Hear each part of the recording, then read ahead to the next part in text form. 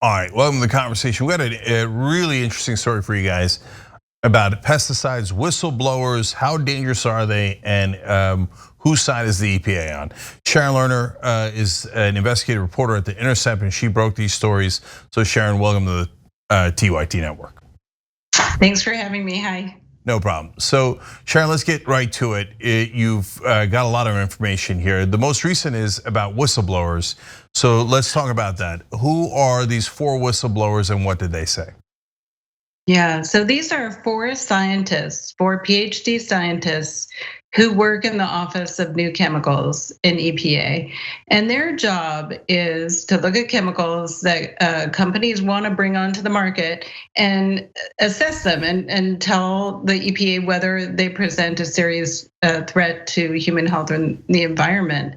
And what they told me was that on many occasions, they did find threats and that they tried to report them, but that their supervisors basically pressured them in many cases from accurately reporting the hazards they saw. And these are things like neurotoxicity, which is brain damage, cancers, and birth defects. So there are some pretty serious charges that they're making, and I should say that they gave me a very, very detailed account with lots of evidence, documents, screenshots, and this is really technical and kind of hard to convey for them and for me too, in terms of it's like it's about chemical structures and the process that they go through of evaluating them is very complex.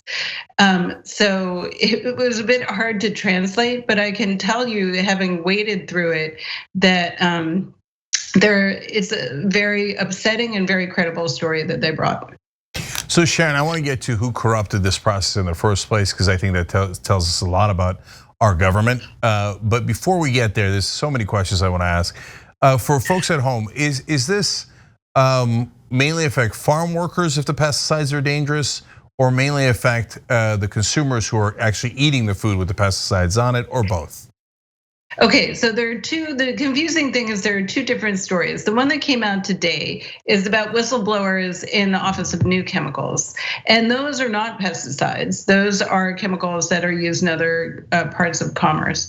I did come out with a big story this week about the Office of Pesticides, and both the Office of Pesticides and the Office of New Chemicals fall within the same overarching division at EPA, so they're related. And a lot of the problems are overlapping, so that's for sure. And in terms of pesticides, I can tell you that the influence comes from the companies that make them themselves. And we are seeing a lot of the same problems there, where scientists who really care about the mission of the EPA and what they're supposed to be doing there are finding problems and trying to report them and often being shut down.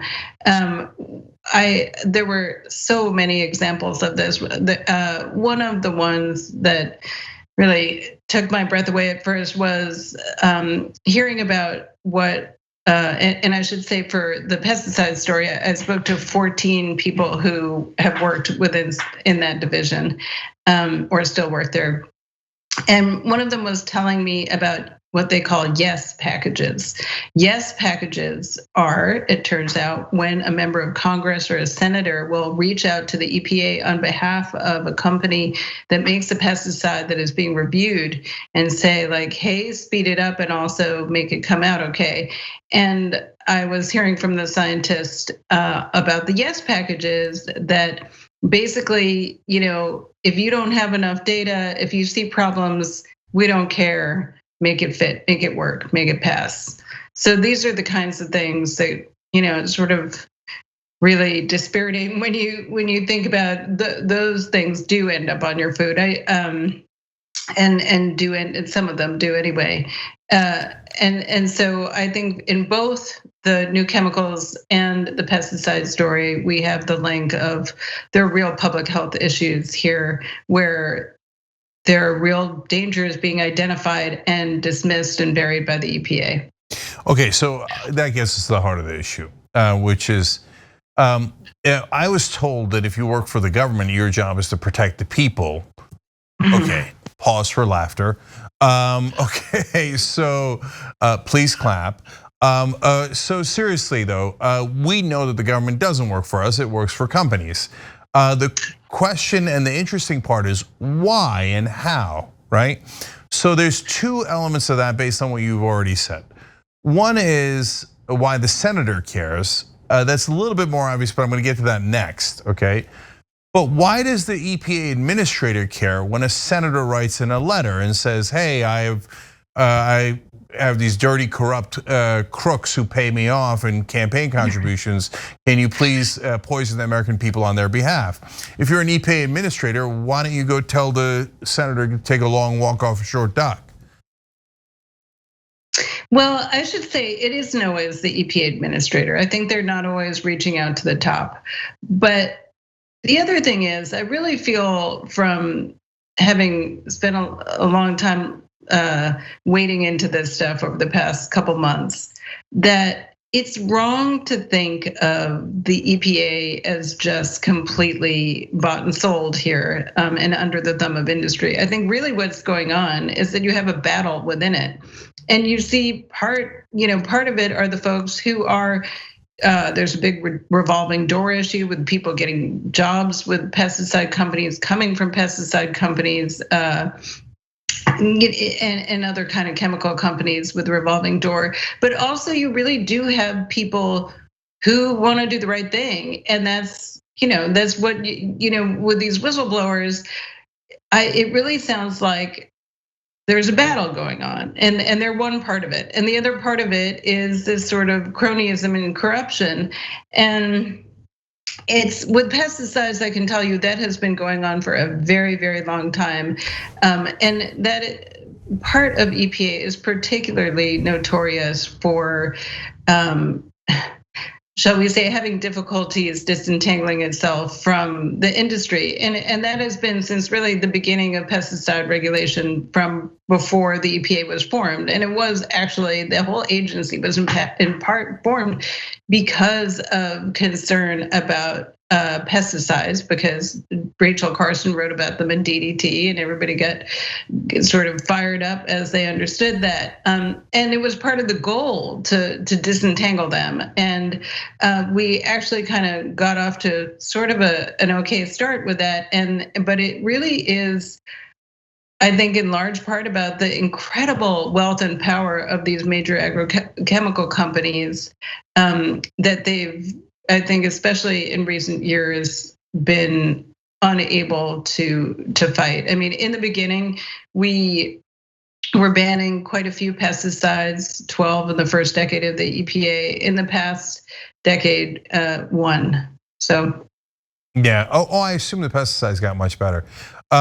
So look, it's disheartening, and we do nuance on this show. So I obviously understand, and I want the audience to understand, nothing's black and white. There's wonderful people who work at the EPA, and then there are people who worked at the pesticide companies that should have never been hired for the EPA, that have an obvious conflict of interest. More importantly, there are people who are going to work at the pesticide companies, which should definitely be illegal, because that's nearly bribery.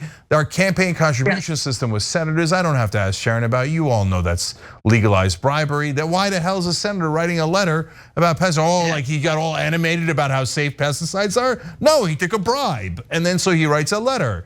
And so again, it's a legalized bribe called campaign contributions, and then there's dark money, etc. You all know that. But Sharon, I wanted to ask one more question. So like you said, there's pesticides have been an issue for a long time, and there's this constant battle where we don't know if the EPA is quite working for the American people or working for the companies. But with the whistleblowers, they seem to have some degree of significant urgency here. You explain in your piece that they went up through the chain of command, but they're worried they're still not getting any action. Two parts of that. One is with the new chemicals, how much of a new problem is it, right?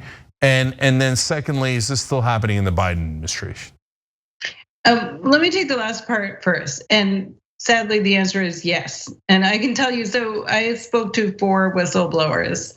3 of them were moved out of the division. Because they stood up to their bosses and they said, "I will not change this. This is the science. I'm not going to deviate from it. No, I'm not going to let you push me around." And so in 3 of those cases, they end up just being moved. One of the people is still in the division, and she told me that yes, the messing with the science and the retribution that they've all faced, it continues. So that is dispiriting. We've heard from Biden and from Reagan, the administrator, that they're really taking scientific integrity seriously. And I know that they gave us a nice response about it. One of the issues I think is that so far this whole cleaning up of the EPA and other kind of science agencies, the approach has been, we're not going to punish anybody. It's like, okay, we're just going to try to move on and look ahead.